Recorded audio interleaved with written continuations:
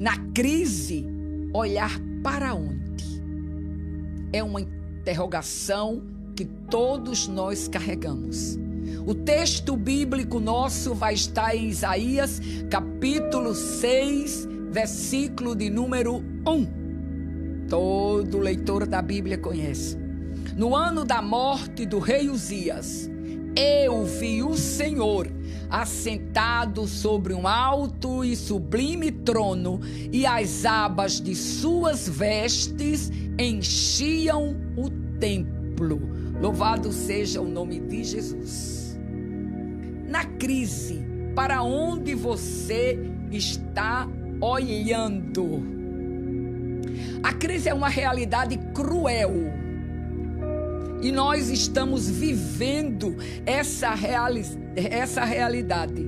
Ela nos ataca de todos os lados. Irmãos, eu escutei, você deve ter escutado também, em uma das últimas entrevistas do ministro da Saúde, Mandetta, ele dizer: o presidente tem razão quando se preocupa com a fome do povo. Não é somente a pandemia que vai matar pela doença, pelo vírus, é também a fome. Então é uma crise generalizada, ela ataca por todos os lados. Acabou o dinheiro, o salário não chegou, os empresários não têm como pagar, mas não tem de onde tirar realmente. O que acontece? Ela nos aterroriza, ela nos sufoca, ela nos amedronta, ela chega de repente sem pedir licença, vai tomando conta de tudo, começando pelos nossos sentimentos e se espalhando por todas as áreas da nossa vida. Ela nos afeta inevitavelmente. De uma maneira ou de outra, ela nos afeta. Na maioria das vezes, não temos como administrá-las. E em uma das ministrações passadas eu falei a respeito disso. Nós não temos como, não sabemos. Para onde eu olho, tudo está fechado. Mas eu quero que você descubra uma coisa que eu descobri e que muita gente boa como você vai ter que descobrir. A crise, ela é pedagógica. Pensou nisso? Ela nos traz um ensino. Ela nos traz um modelo. E falando nisso, eu me lembrei que eu ia trazer para vocês hoje, para mostrar um tubozinho desse de creme de mãos. Comum. Nada complicado. Mas eu ia mostrar a vocês a diferença do que faz uma crise e o tempo de abastança, de abundância. Meus filhos aprenderam na Venezuela a cor da pasta por dentro. Você sabe a cor da pasta, do tubo de pasta dental por dentro? Eles aprenderam na Venezuela. Por quê? Porque se abria. A crise foi tão grande que tinha que se abrir para aproveitar tudo que estava dentro. Foi não, é.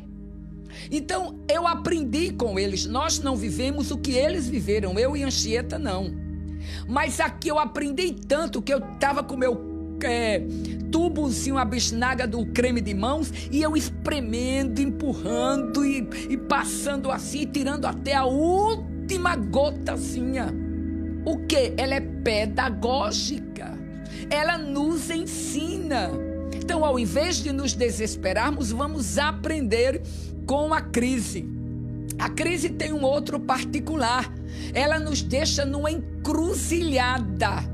Uma encruzilhada, você tem um caminho para cá, outro para lá. Por isso que é encruzilhada. Você tem que decidir. Vou para a direita ou vou para a esquerda? Tomo esse ou tomo aquele? Você tem duas opções na crise. Ou você toma a estrada do triunfo, ou você toma a rota do fracasso geral. Então, essa manhã, o Espírito Santo nos ministra para olhar para onde na hora da crise. Louvado seja Deus. O profeta Isaías, o texto que a gente leu, Isaías estava vivendo uma crise. O rei Uzias estava morto.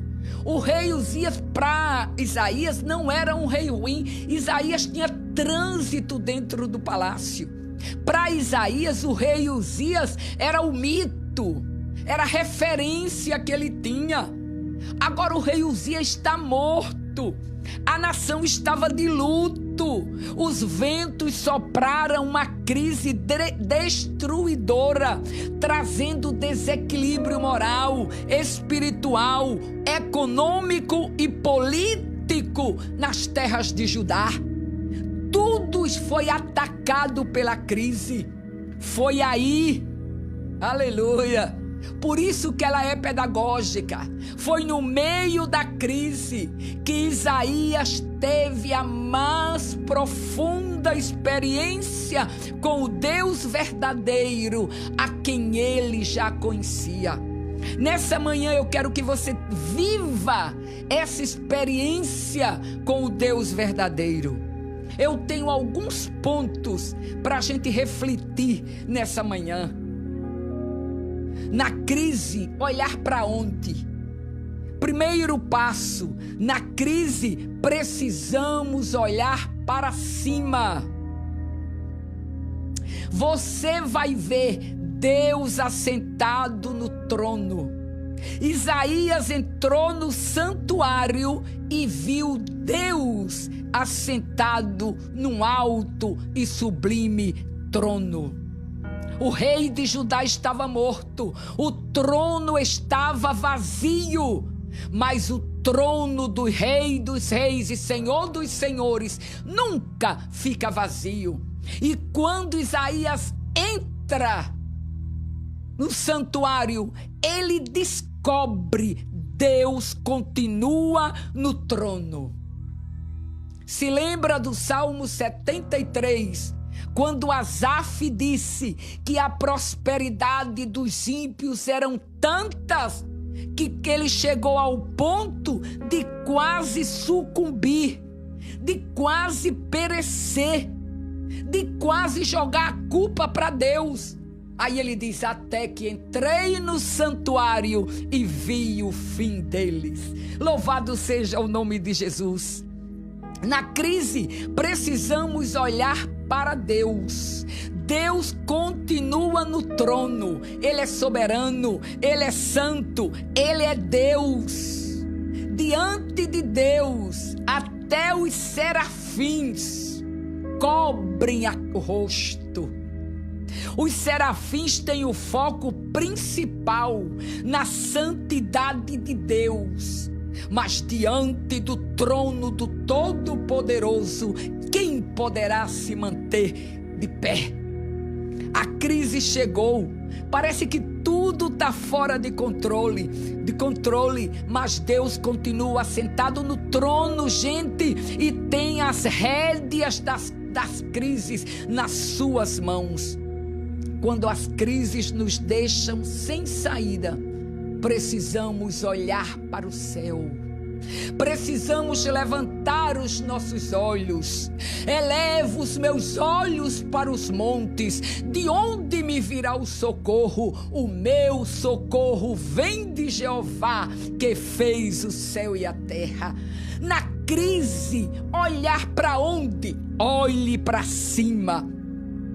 Quando os tronos estão vazios, quando você não vê saída em ninguém que você depositou a sua confiança, precisamos saber que o trono do céu não fica vazio. Uzias governou, Joatã foi corregente dele, quer dizer, aquele como um vice-presidente.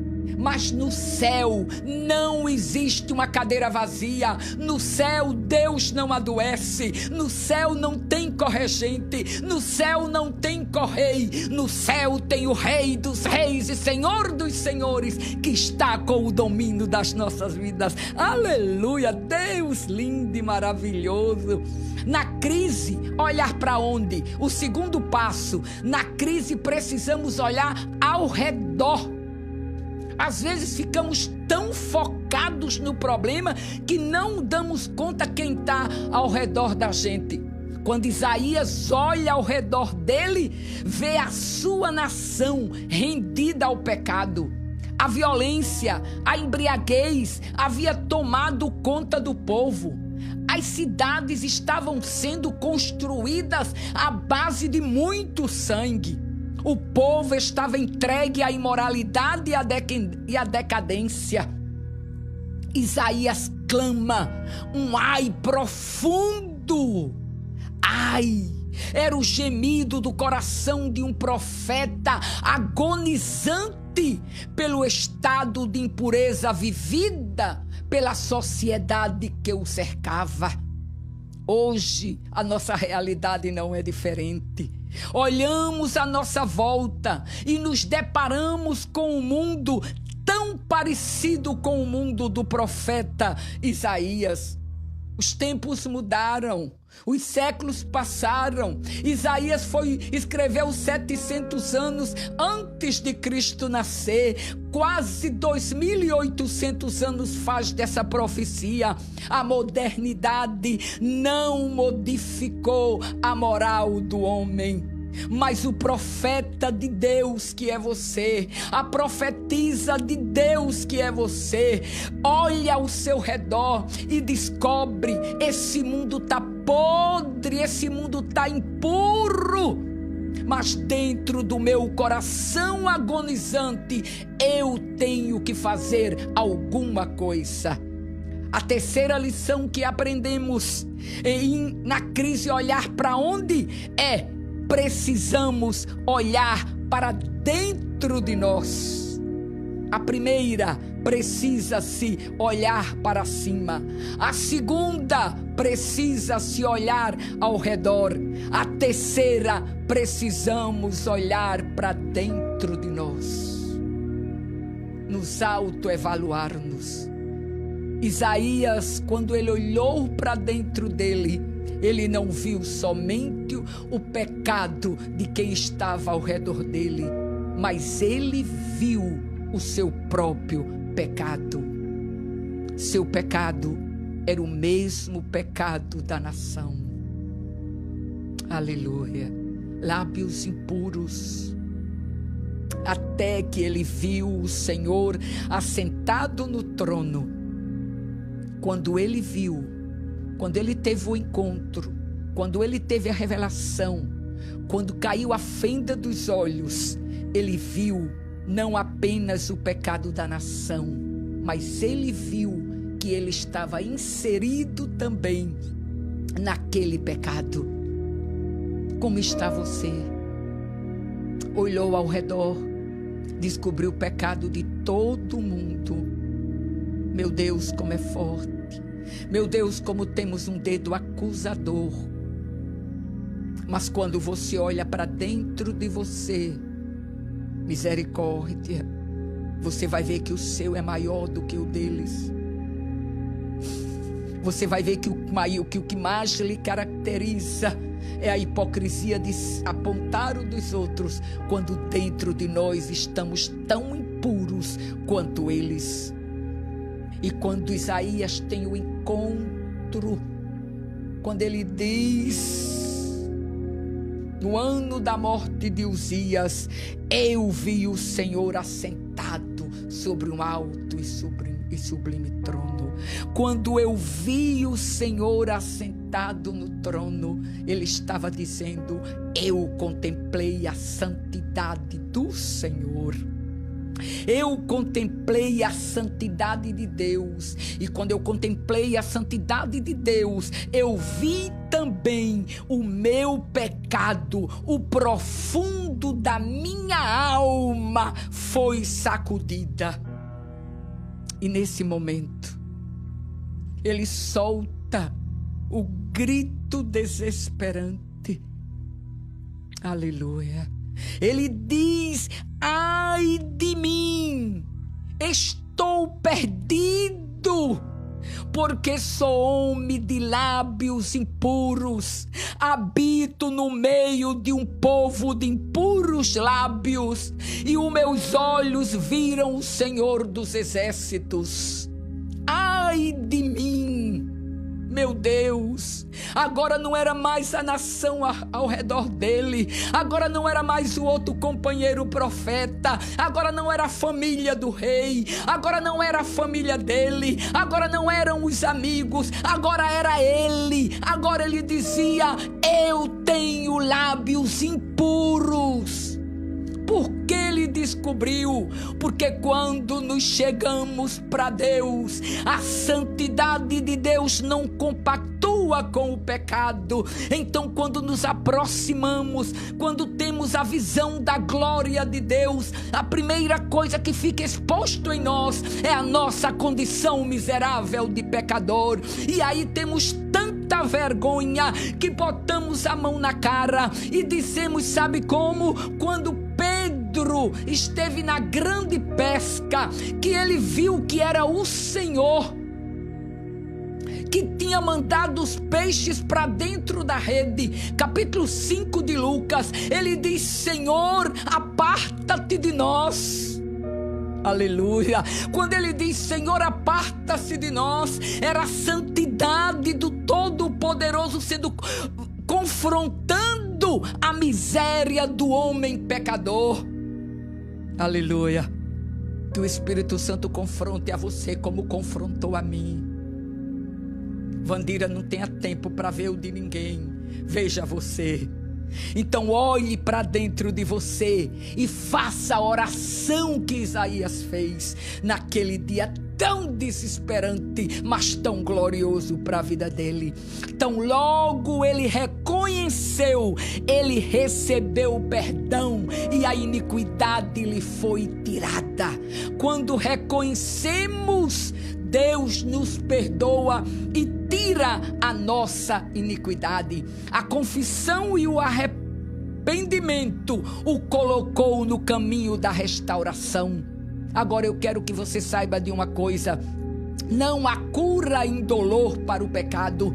Toda cura tem o seu preço. Então foi necessário tirar as brasas do altar com uma tenaz, brasas vivas, e colocar na boca de Isaías e queimar os lábios. Por quê? Porque ele dizia: eu tenho lábios impuros. E a Bíblia diz que a boca fala do que está cheio o coração. Se os meus lábios são impuros, é porque o meu coração é impuro. Mas nesta manhã, a brasa viva tocando os seus lábios. Bendito seja o nome de Jesus. E para terminarmos, na crise, olhar para onde? Na crise precisamos olhar para frente.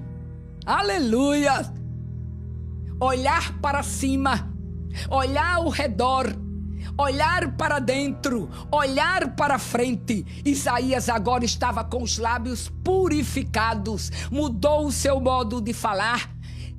O homem que controla a língua é sábio, diz a Bíblia. Então, quando ele já estava conectado com o Deus soberano, ele diz: eu escutei a voz de Deus chamando: a quem enviarei? Quem há de ir por mim? Diferente de Moisés, que botou escusas, diferente de Jeremias, que disse que era uma criança e não sabia falar, Isaías naquele momento diz: eis-me aqui, envia-me a mim. O Deus que está no trono é o Deus que purifica do pecado. O Deus da restauração é o Deus da comissão. Era tempo de crise, mas Isaías disse: eu vou. Concluímos nessa manhã dizendo para você que esses 4 pontos, olhando para cima, olhando para ao redor, olhando para dentro de nós, olhando para frente, quando você chega no Novo Testamento, ele é consolidado. Na era cristã, depois que Cristo veio, o escritor aos Hebreus diz para onde você deve olhar no momento de crise. O capítulo 12, o versículo 2, ele diz: olhando para Jesus, autor e consumador da fé. Isaías apontava para o menino que ia nascer, mas agora o escritor diz: olhando firmemente para Jesus, autor e consumador da fé. Na crise, olhar para onde? Olhar para Jesus. Olhar firmemente, olhar sem duvidar, olhar sem murmurar, olhar sem criticar, olhar sem questionar. Olhe, mas olhe firmemente. Olhe sabendo que Ele é o autor da sua fé. Olhe sabendo que você chegou até aqui porque o autor da sua fé tem sustentado a sua alma. Olhe porque Ele produz vida naqueles que o recebem como Senhor e Salvador. A nossa oração nesse dia é que a gente possa ter a nossa mirada posta em Cristo. A nossa oração é que a gente, como Isaías, possa ver a glória de Deus no meio da crise. Possa dizer: Jesus, eu não vou retroceder. Possa dizer: Jesus, eu quero que a tua brasa viva saia do altar, queime a minha língua e transforme a minha vida. Restaure-me, porque eu quero sair da crise fortalecido, com os olhos firmemente postos em ti, autor e consumador da minha fé. Oramos nessa manhã com a certeza de que o Espírito Santo de Deus trabalhou na sua vida. Olhe para dentro de você, olhe ao redor, sim. Olhe para cima, sim, mas olhe para dentro de você e diga: Senhor, eu preciso nessa manhã que a brasa viva do teu altar de misericórdia toque os meus lábios e purifique a minha vida, porque eu quero seguir vendo a tua glória. Pai, no nome de Jesus, nós te agradecemos, nós te louvamos por essa manhã, pela ministração da palavra, pela tua presença, pela realidade que é nos nossos tempos, olhar firmemente para o Senhor, teus olhos postos em ti, nem para um lado nem para outro, avançarmos. Jesus, aonde chegue esta meditação, que as pessoas possam ser impactadas pela tua presença e que tomem a decisão que tomou Isaías: eu vou mudar, eu vou ser diferente, eu vou fazer a tua vontade na minha casa, na minha terra, na minha nação, nas nações da terra que precisam de homens e mulheres com os lábios purificados e com os olhos postos em ti, autor e consumador da nossa fé. Amém e amém, no nome de Jesus.